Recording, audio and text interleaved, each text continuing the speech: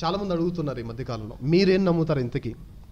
కొందరేమో యేసుప్రభువారు పుట్టినవాడు అంటున్నారు, కొంతమంది ఏమో యేసుప్రభువారు పుట్టుక లేదంటున్నారు, కొందరేమో యేసుప్రభువారు చిన్న అని అంటున్నారు, కొందరేమో యేసుప్రభువారు సమానం అంటున్నారు. మీరేం నమ్ముతారంటే, ఏ గొడవ లేకుండా స్ట్రైట్ ఫార్వర్డ్గా నేను నమ్మే చెప్పాలి అని అంటే, యేసుప్రభువారు దేవుడు అని నేను నమ్ముతాను, యేసుప్రభువారు తండ్రితో సమానుడు అని నేను నమ్ముతాను, యేసుప్రభువారు నిత్యుడు అని నేను నమ్ముతాను.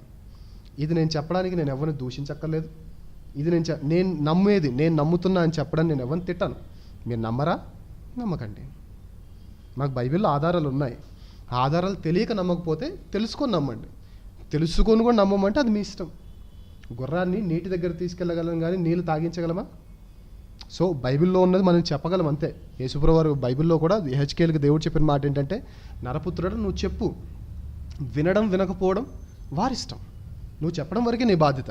వారు వినలేదా అది వారిష్టం, కానీ వారు వినరు కదా నువ్వు చెప్పకపోతే నిన్ను కూడా నేను ప్రశ్నించాల్సి వస్తుంది.